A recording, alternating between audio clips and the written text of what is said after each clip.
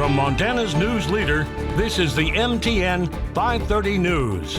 On tonight's 530 News, a Billings nonprofit gears up to supply Magic City seniors with new affordable housing. We'll have those details.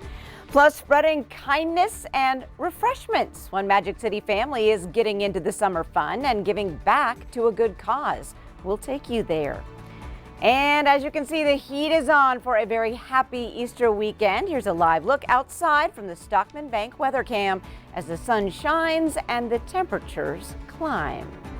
Good evening, everyone. Thanks for joining us on your Friday. I'm Jeanelle Slade. We'll get to those stories in just a bit. But first, this weekend marks the 25-year anniversary of Ted Kaczynski's arrest in Lincoln, Montana, which put an end to a 17-year manhunt for the domestic terrorist known as the Unabomber. There have been numerous documentaries, movies, and shows produced about the events, but you've likely never heard our story. Tomorrow night, Q2 will premiere Covering Kaczynski, a look at how the world's biggest story came to our doorstep. Casey Conlon brings us a look inside. We've all seen the sketch, seen the face, seen the atrocities that led to 3 deaths and dozens of other injuries. But for 17 and a half years, people only knew a pseudonym, and no one ever thought the actual Unabomber would turn up in a tiny Montana mountain town. So when news broke on April 3rd, 1996, that the FBI had arrested a man named Ted Kaczynski just south of Lincoln, the world's gaze turned to the Treasure State. There was a TV on in the newsroom, CBS News breaking into programming with a special report. Dan Rather reporting from CBS News World headquarters in New York. Good afternoon. There has been a major break in the case of the so-called Unabomber. The Unabomber suspect has been arrested in Lincoln, Montana, and they put his name up there, and my jaw just went. I ran home for lunch in between class and turned on the TV. Peter Jennings broke in that they had found the Unabomber in Montana. I was like, what? And so then I immediately called into the station and, what's going on? What are we doing? And then I don't even think I ate lunch. I just packed up and ran to work after that. Jay Cohn and James Rafferty had no idea when they woke up that day that they'd end up playing critical roles in the biggest news story Montana had ever seen. Cohn was the news director at KXLF in Butte and remembers 2 phone calls he didn't give a second thought about at the time. The Freeman standoff was going on, and KXLF here in Butte had the uplink for CBS. So the network had called and said, we want to make sure there's an engineer there, the uplink is operating, we want to reserve it for tomorrow. And that was the only thing I could think why CBS would be interested that day. Rafferty was a 23-year-old weekend photographer at KPAX in Missoula. After getting to the station once he saw the report, he talked his way into the car headed for Lincoln, and will never forget the 36 hours that came next. My daughter went on a school trip and they visited the museum, and I'm sitting at work and all of a sudden I get a text from her, and all it is her saying, "Is this you?" And I'm like, well, yes, Hannah, it is me, but why are you sending me frame grabs from 1996? Well, then right at the same time I get a text from her teacher with a picture of her pointing to it, and her teacher's like, "Did you know that your picture's up in this museum?" And I'm like, I had no idea. Shannon Everts was in a KRTV rundown meeting when she heard the news. The Great Falls anchor's biggest role in the story wouldn't come for another 20 months. The truck is coming down 10th Avenue South with the Unabomber cabin on the back with this unbelievable sunrise. And I get this shot and I'm just so excited. And then Dan Rather that night, he opened his whole newscast with the footage of the truck going down 10th Avenue South with the Unabomber cabin on the back.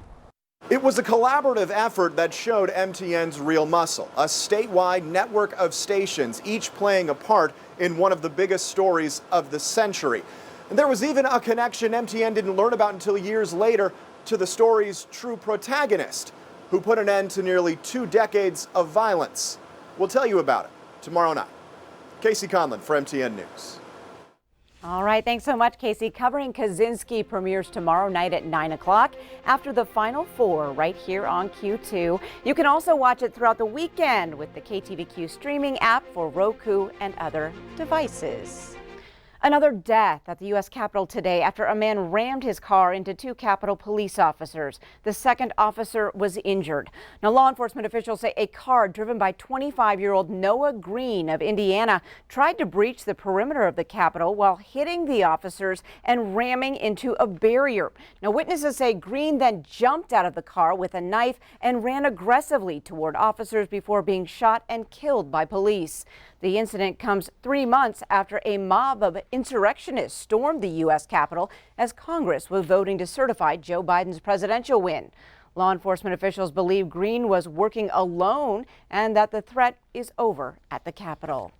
Well, Congress was in recess during the incident, and President Biden had already left for Camp David. Both Montana senators released statements today saying their prayers go out to the officers and their families. Well, the Montana Highway Patrol is investigating a fatal accident under the I-90 overpass in Billings. A pickup truck that crashed was discovered around 8 o'clock this morning under the bridge near Charlene Street. Billings Fire Department crews extricated the driver who was killed. It was not immediately clear when the accident happened or how long the truck had been under the bridge. Well, despite the pandemic, a local nonprofit organization and supporters have completed a 56-room apartment complex that will house low-income seniors. Q2's Jeanelle Slade brings us a look.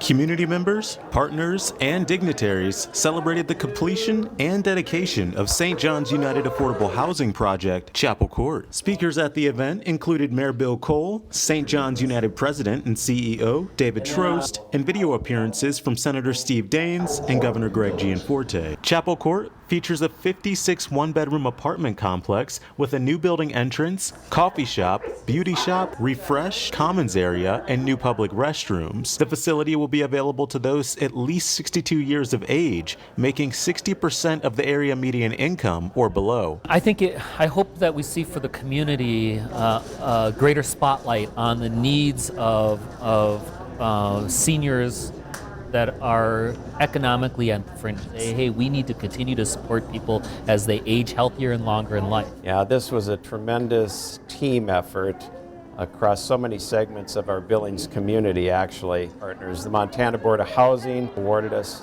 the federal tax credits that we needed to really launch this forward. And then locally here, First Interstate Bank was a tremendous supporter of this effort. In order to provide great quality, low-income senior living within our community. And that's our mission is from First Interstate Bank, is to partner with this type of project for our commitment to the community.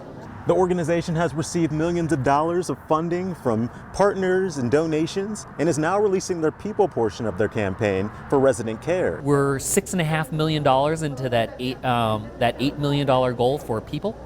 And so we're now calling on the public to help us raise that final $1.5 million so that we can fulfill that promise that we made to our campaign to raise $8 million for people.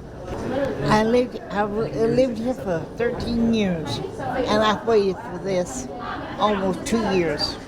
And I've seen this built over here, see from the ground up, and I loved it. It's just like God just opened the doors and let me have this room, and it's just beautiful. I got a kitchen, dining room, and I got a bedroom, and I got a bathroom. And it's just really, and I can see over the rims, and it's just gorgeous. Reporting in Billings, I'm Jeanelle Slade with MTN News. Thanks, Shaq. And you can learn more about the new complex in this story at KTVQ.com. Well, today is Good Friday, one of the most significant observances for many Christians. Today in Helena, hundreds gathered at the Cathedral of St. Helena to continue marking Holy Week, the days leading up to Easter. Last year, because of the COVID-19 pandemic, services during Holy Week were held in a closed cathedral and streamed online. Now this year, with fewer restrictions in place, the ceremonies were much closer to a traditional Holy Week. One attendee told MTN about the importance of being able to worship in person this year. This past year we weren't able to come to Mass. It just was really difficult. I mean, we watched it on the computer, on live stream, and for the first several times I was brought to tears not being able to physically go to church. Not receiving communion as often as possible. So it's a general reborn type of feeling. As is the case with many of the churches here in Billings, the Cathedral of St. Helena will also hold Easter Vigil Mass on Saturday and Easter Mass on Sunday. Well, grab your baskets. Easter egg hunts are also back in Billings this year. Here are just a few ideas to check out. Tomorrow morning, the hunts kicks off at 11 a.m. at Shiloh United Methodist Church and another at the Chapel of Hope. The traditional South Park hunt starts at noon tomorrow. That's for kids up to 12 years old and will also include an area for children with special needs. And the egg gathering at Pioneer Park begins at 2 p.m. tomorrow. Well, with the weather warming up and people wanting to get outside, there are plenty of options for outdoor activities. In fact, registration is now open for the Billings Parks and Rec summer activities. And this even includes nearly 100 seasonal jobs. Now, those activities include whitewater rafting, rock climbing, and camping, just to name a few. And if there was any question that kids and parents are looking forward to summer, supervisors say registration is already up over 138% over 2019. With the dozens of parks around Billings, there's a summer activity for everyone. We've got our Adventure Summer Camp series. That camp takes kids up to 40 a week. We do whitewater rafting, we go scuba diving, we go horseback riding. It's a great way for them to explore the city, meet new people, be around some kids, have a chance to be outside and active. And for more information on the camps and how to register for these activities, head to KTVQ.com. Well, something else you could possibly find over the next several days, a new look sported by the Montana Highway Patrol. 6 troopers will test out a new Western hat style. Now, these hats are intended to provide a modern update to uniforms and as a nod to local culture and traditions. This is a trial run, so you can share your thoughts on the Montana Highway Patrol Facebook page. Up next on tonight's MTN 530 News on Q2, making the big bucks. A nationwide truck driver shortage has some employers offering $500,000 to buckle up and hit the roads. And in sports, from Australia to Montana, one of the nation's best college players now calls Miles City home.